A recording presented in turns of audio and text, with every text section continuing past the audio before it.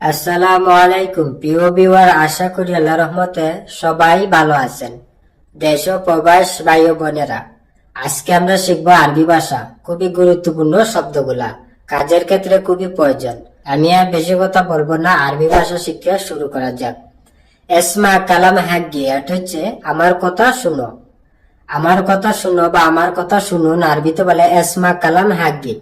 এখানে এসমা এর হচ্ছে শোনা বা শুনুন, কালাম এর হচ্ছে কথা, হাগি এর অর্থ হচ্ছে আমার। তাহলে আমরা শিখলাম এসমা কালাম হাগি এর হচ্ছে আমার কথা শুনো বা আমার কথা শুনুন।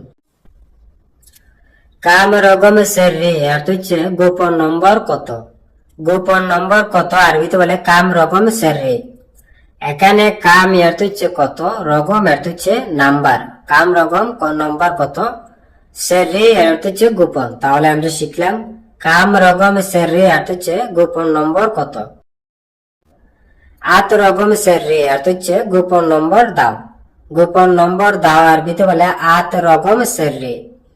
এখানে আত বা আতি এর হচ্ছে দেওয়া বা দেও বা দেন, রগম এর হচ্ছে নম্বর, সেরি এর হচ্ছে গোপন। তাহলে আমরা শিখলাম আতি রগম সেরি এর হচ্ছে গোপন নম্বর দাও বা গোপন নাম্বার দাও। সবুর অর্থ হচ্ছে ধৈর্য ধরো। ধৈর্য ধরো আরবিতে বলে সবুর। মমনু দুঃখান হেনা অর্থ হচ্ছে এখানে ধূমপান নিষেধ। এখানে ধূমপান নিষেধ আরবিতে বলে মমনু দুঃখান হেনা। এখানে মমনু অর্থ হচ্ছে নিষেধ, মমনু বা মামনু অর্থ হচ্ছে নিষেধ, দুঃখান অর্থ হচ্ছে সিগারেট, হেনা বা হিনা অর্থ হচ্ছে এখানে। তাহলে আমরা শিখলাম মমনু দুঃখান হেনা অর্থ হচ্ছে এখানে ধূমপান নিষেধ, বা আমরা এও বলতে পারি হিনা তাৎকিন মামনু। তাৎকিন অর্থ হচ্ছে ধূমপান। হাদা মাফি হাগ্গি অর্থ হচ্ছে এটা আমার না। এটা আমার না আরবিতে বলে হাদা মাফি হাগ্গি। এখানে হাদা অর্থ হচ্ছে এটা, মাফি অর্থ হচ্ছে না বানাই, হাগ্গি অর্থ হচ্ছে আমার। মাফি হাগ্গি আমার না। তাহলে আমরা শিখলাম হাদা মাফি হাগ্গি অর্থ হচ্ছে এটা আমার না। আনা মাফি শরাব দোকান অর্থ হচ্ছে আমি ধূমপান করি না। আমি ধূমপান করি না আরবিতে বলে আনা মাফি শরাব দোকান। এখানে আনা অর্থ হচ্ছে আমি, মাফি অর্থ হচ্ছে না বানাই, আনা মাফি আমি না, শরাব অর্থ হচ্ছে পান করা, দোকান অর্থ হচ্ছে সিগারেট। শরাব দোকান সিগারেট পান করা বা ধূমপান করা, বা শরাব তাৎকিন। তাৎকিন অর্থ হচ্ছে ধূমপান। তাহলে আমরা শিখলাম আনা মাফি শরাব দোকান অর্থ হচ্ছে আমি ধূমপান পান করি না বা আমি ধূমপান করি না। আনা এসমাতু অর্থ হচ্ছে আমি শুনেছিলাম। আমি শুনেছিলাম আরবিতে বলে আনা এসমাতু। এখানে আন অর্থ হচ্ছে আমি, এসমা অর্থ হচ্ছে শোনা বা শুনুন, এসমাতু অর্থ হচ্ছে শুনেছিলাম বা শুনেছিল। তাহলে আমরা শিখলাম আনা এসমাতু অর্থ হচ্ছে আমি শুনেছিলাম। মান গুল অর্থ হচ্ছে কে বলেছে। কে বলেছে বা কে বললো আরবিতে বলে মান গুল। মান অর্থ হচ্ছে কে, গুল অর্থ হচ্ছে বলা বা বলো। মান গুল অর্থ হচ্ছে কে বলেছে বা কে বললো। মুমকিন হিজে অর্থ হচ্ছে হয়তো এসেছে। হয়তো এসেছে বা মনে হয় আসবে আরবিতে বলে মুমকিন হিজি। এখানে মুমকিন অর্থ হচ্ছে হয়তো বা মনে হয় বা সম্ভবত, হিজি অর্থ হচ্ছে আসা বাসুন বা এসেছে। তাহলে আমরা শিখলাম মুমকিন হিজি অর্থ হচ্ছে হয়তো এসেছে বা মনে হয় আসছে। আনা মাফি সুফ অর্থ হচ্ছে আমি দেখিনি। আমি দেখিনি বা আমি দেখি নাই আরবিতে বলে আনা মাফি সুফ। এখানে আনা অর্থ হচ্ছে আমি, মাফি অর্থ হচ্ছে না বানাই, সুফ অর্থ হচ্ছে দেখা বা দেখো। মাফি সুফ দেখো না। তাহলে আমরা শিখলাম আনা মাফি সুফ অর্থ হচ্ছে আমি দেখি নাই বা আমি দেখিনি। আহাদ হিজি ওয়াল্লা মাহিজি অর্থ হচ্ছে আহাদ আসছে নাকি আসে নাই। আহাদ আসছে নাকি আসে নাই আরবিতে বলে আহাদ হিজি ওয়াল্লা মাইজি। এখানে আহাদ অর্থ হচ্ছে যে কোনো কেউ, নাম না জানা মানুষ, অপরিচিত মানুষকে বুঝিয়ে দেয় যে কেউ আসছে কিনা। হিজি অর্থ হচ্ছে আসা বা আসুন, আহাদ হিজি কেউ আসছে কি। ওয়াল্লা অর্থ হচ্ছে নাকি, মাই অর্থ হচ্ছে না বানাই, হিজি অর্থ হচ্ছে আসা বা আসুন, বা মাইজি আসে নাই, ওয়াল্লা মাইজি নাকি আসে নাই। তাহলে আমরা শিখলাম আহাদ হিজি ওয়াল্লা মাইজি অর্থ হচ্ছে কেউ আসছে নাকি আসে নাই, বা আহাদ আসছে নাকি আসে নাই। কাম রকম জাওয়াল অর্থ হচ্ছে মোবাইল নাম্বার কত। মোবাইল নাম্বার কত আরবিতে বলে কাম রকম জাওয়াল। এখানে কাম অর্থ হচ্ছে কত, রকম অর্থ হচ্ছে নাম্বার, কাম রকম কত নাম্বার, জাওয়াল অর্থ হচ্ছে মোবাইল। তাহলে আমরা শিখলাম কাম রকম জাওয়াল অর্থ হচ্ছে মোবাইল নাম্বার কত। কুল্লু ইয়াম কাম পুলুস অর্থ হচ্ছে প্রতিদিন কত টাকা। প্রতিদিন কত টাকা আরবিতে বলে কুল্লু ইয়াউম কাম ফুলুস। এখানে কুল্লু অর্থ হচ্ছে সব, ইয়াউম অর্থ হচ্ছে দিন। কুল্লু ইয়াউম সব দিন বা প্রতিদিন, কাম অর্থ হচ্ছে কত, ফুলুস অর্থ হচ্ছে টাকা। কাম ফুলুস কত টাকা। তাহলে আমরা শিখলাম কুল্লু ইয়াউম কাম ফুলুস অর্থ হচ্ছে প্রতিদিন কত টাকা বা সব দিন কত টাকা।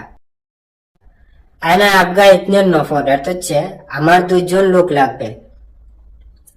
আমার 2জন লোক লাগবে আরবিতে বলে আনা আবগা ইতনের নফর।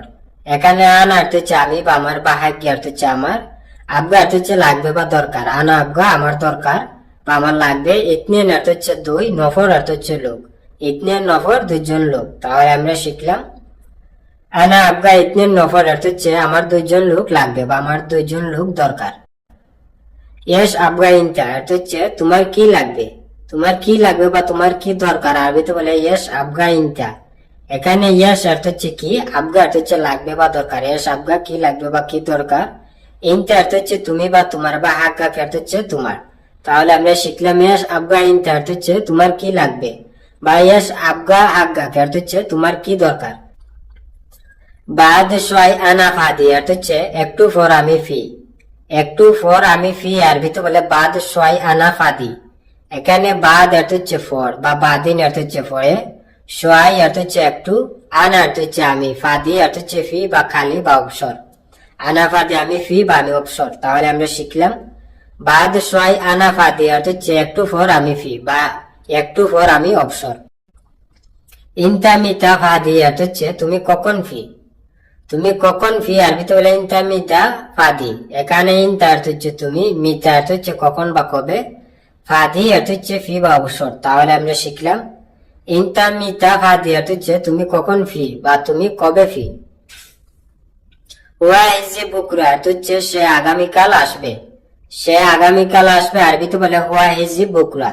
এখানে হুয়া অর্থ হচ্ছে সে, হিজি অর্থ হচ্ছে আসা বা আসুন বা আসবে। হুয়া হিজি সে আসবে, বুকরা অর্থ হচ্ছে আগামীকাল। তাহলে আমরা শিখলাম হুয়া হিজি বুকরা অর্থ হচ্ছে সে আগামীকাল আসবে। মিতা হিজি হুয়া অর্থ হচ্ছে সে কখন আসবে। সে কখন আসবে আরবিতে বলে মিতা হিজি হুয়া। মিতা অর্থ হচ্ছে কখন বা কবে, হিজি অর্থ হচ্ছে আসা বা আসবে। মিতা হিজি কখন আসবে বা কবে আসবে, হুয়া অর্থ হচ্ছে সে বা তিনি। তাহলে আমরা শিখলাম মিতা হিজি হুয়া অর্থ হচ্ছে সে কখন আসবে বা সে কবে আসবে। আনারু বাকালা অর্থ হচ্ছে আমি দোকানে যাই।